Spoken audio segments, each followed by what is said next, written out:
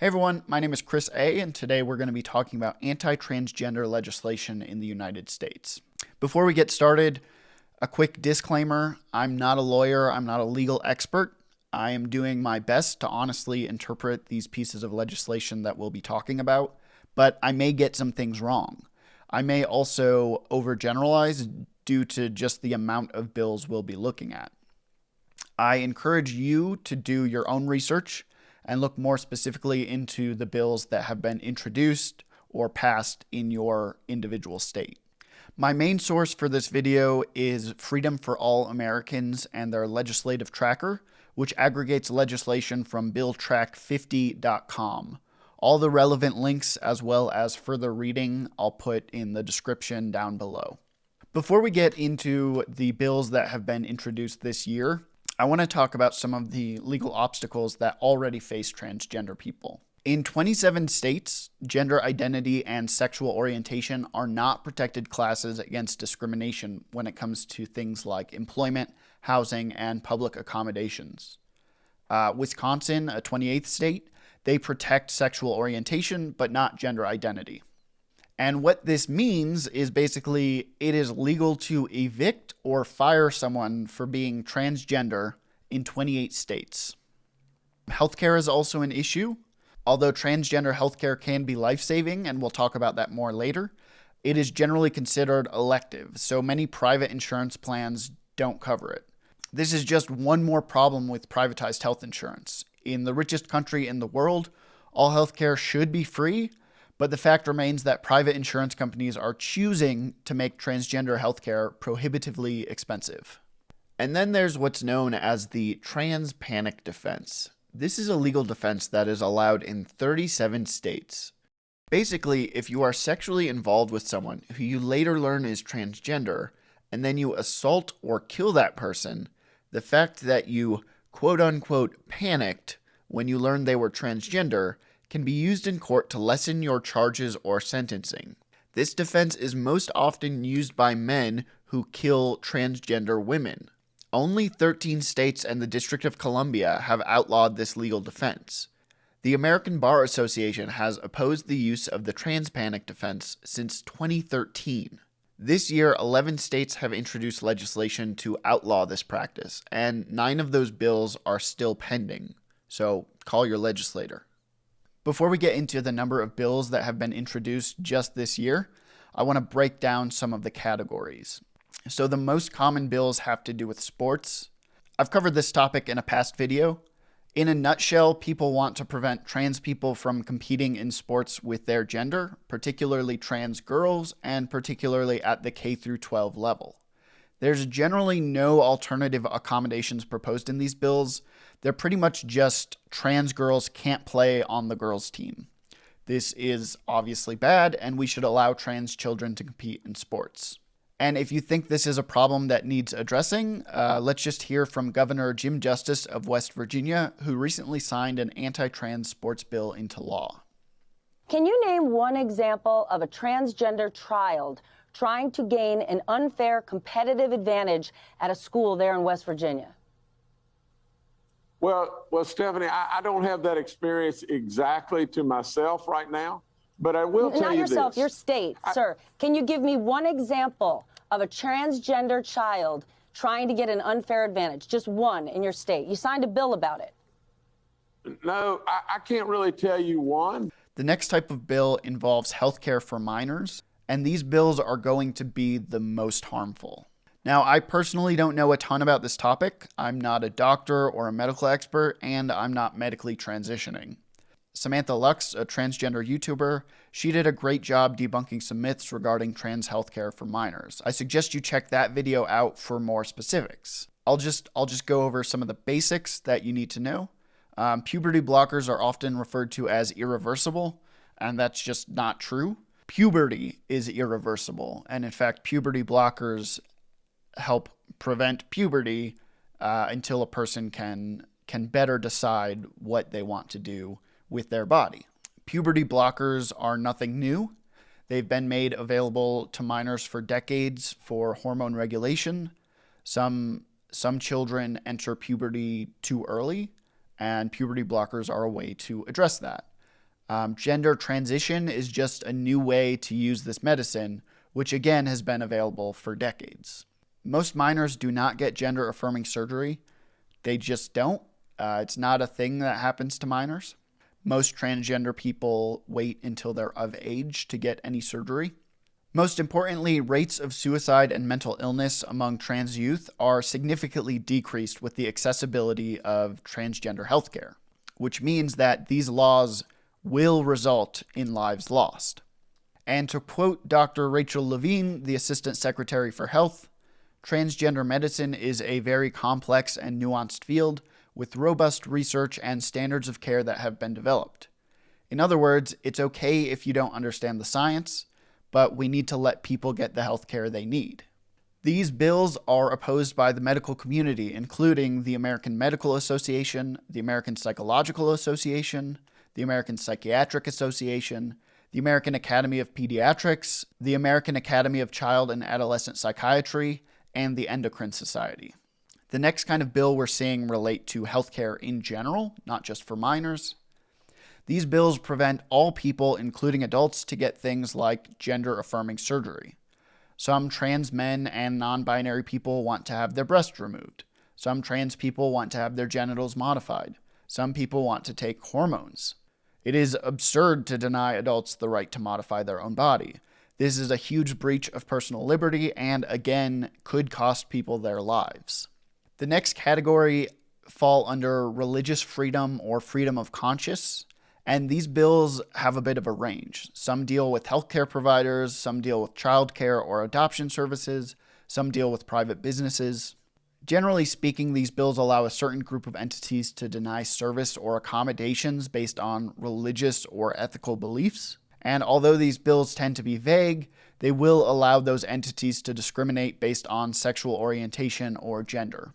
And a handful of these bills are super vague and seem to just reinforce a concept of religious freedom without even mentioning the right to discriminate. But these were included in the aggregate source that I'm using, so I wanted to include these as well. ID. There are only a few bills in this category.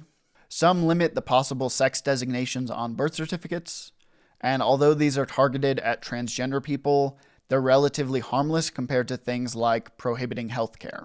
Although I personally have no interest in changing my birth certificate, so take what I say with a grain of salt. And I'm including one bill here that I couldn't really find another category for. That's SB 1208 from Tennessee. This prevents the state from enacting or enforcing any policies that, and I'm paraphrasing here, respect transgender or non-binary identities. This bill basically defines trans people out of existence in a legal sense, which could be potentially very dangerous, especially when combined with other laws or court decisions. The next category is pronouns, and there are only two bills in this category. One prohibits public schools from requiring their employees to respect the pronouns of transgender students. The other requires a school to notify a student's parent or guardian if they choose to respect a student's pronouns. Now, this may seem like no big deal on the surface, but consider the following scenario. A transgender student has very transphobic parents to whom they do not feel safe being their authentic transgender self. Now, with this law in place, they also could not be openly transgender at school, because if they do so, their school would notify their parents, potentially leading to emotional or even physical abuse of the child.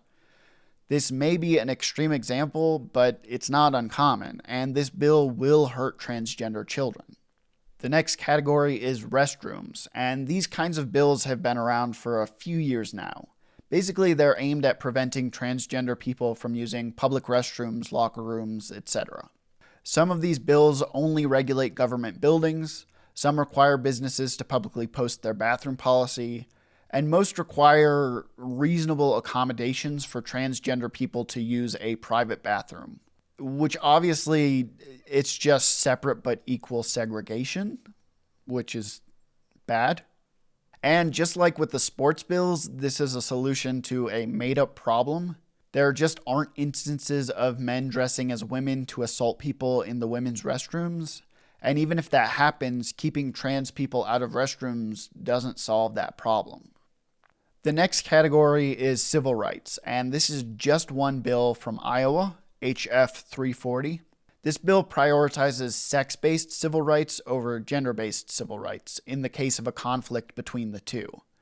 I imagine this would come up with things like bathrooms, basically saying that sex assigned at birth is more important than a person's gender. The last category of bills that I found on the website that I'm using are anti-discrimination bills, and these are actually things that we want. So 8 bills from 3 states, Missouri, Michigan, and Texas, are actually meant to expand trans rights by adding gender identity, gender expression, and sexual orientation to the list of protected classes. These kinds of bills are the ones we want to see.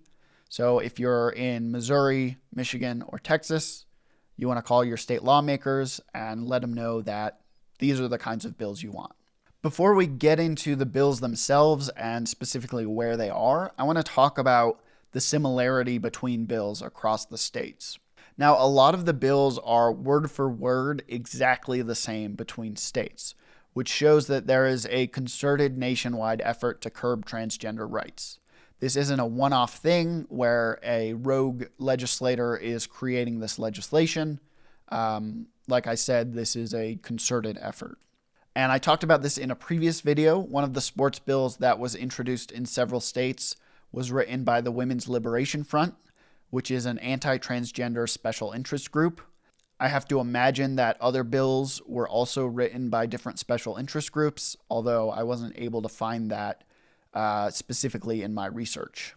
Like I said, the source that I've been using is freedomforallamericans.org. And this source, it starts with 154 bills from 34 different states that have all been introduced this year. So, like I mentioned, 8 of these bills from 3 states are anti-discrimination laws. So we're going to go ahead and disregard those. Although if you live in those states, let your state lawmakers know you want them. That leaves us with 146 bills from 34 states. 15 of these bills have failed or are considered dead by Bill Track 50, which is again one of the sources that I'm using. So we're left with 131 bills from 31 states.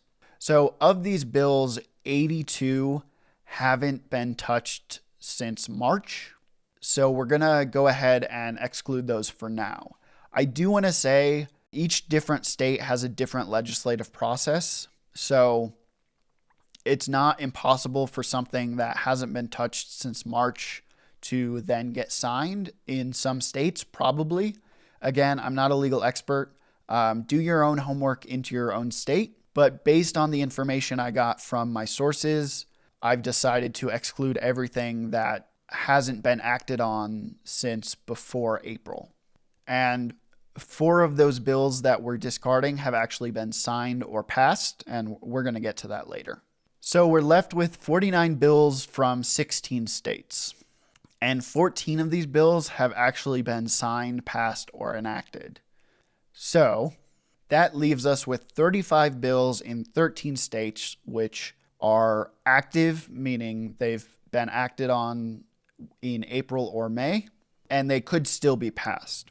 So if you live in one of these 13 states, or if you know anyone who lives in one of these 13 states, again, links in the description. Go ahead and follow that link. Find the bills that are relevant to your state and contact your state representatives. Let them know you do not want these bills to be passed.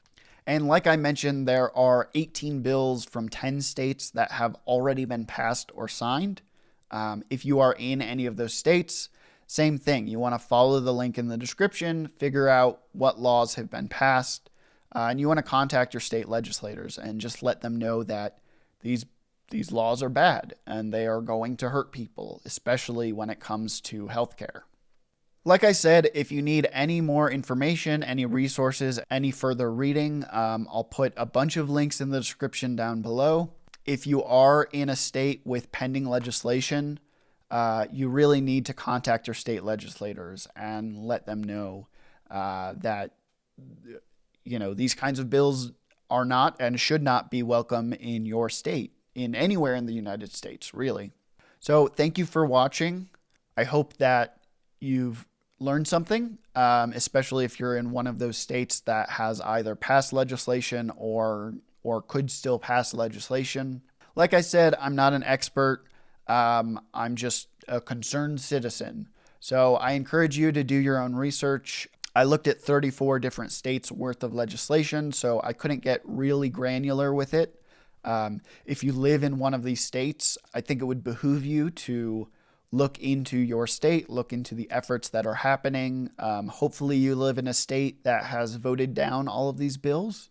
But if you live in a state where there's still some threat of transgender discrimination, you should really reach out, like I said 4 or 5 times already. Thanks for watching. If you like this stuff, go ahead and like it. Leave a comment down below. Subscribe if you haven't already.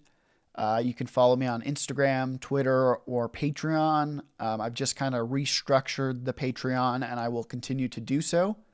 So right now, there's only a $3 and a $5 tier, and so $5 tier gets you everything. I had a $20 tier before, but I think that's a little too much to ask from people. So if you pledge $5 a month, that'll get you bonus content as well as a credit in the videos. Thanks so much for watching, and I'll see you next time.